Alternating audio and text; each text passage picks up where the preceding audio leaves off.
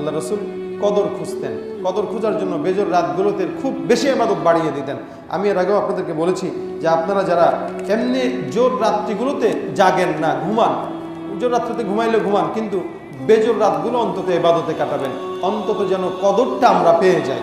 সেই ক্ষেত্রে বলেছিলাম, এখন রসুলের আমল যেহেতু এটা ছিল, রসুল রমজানের শেষ দশকে বেজর রাতগুলোতে কদর তালাশ করতেন। তা আমরাও কদর তালাশ করব। আমাদের থেকে 2টা বেজর রাত চলে গেছে, এখন আজকের রাতটাও বেজর রাত। তাহলে তারপরের কালকের পরের রাতটা হচ্ছে 27 রাত, এটাও বেজর রাত।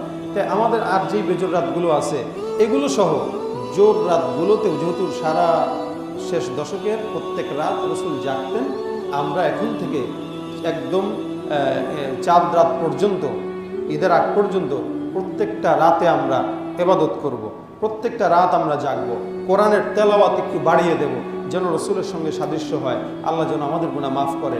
নাজাতের এই সময় আল্লাহ পাক আমাদেরকে রসুলের এই হাদিসের উপরে আমল করার তৌফিক দান করুক। সকলে বলি আমিন।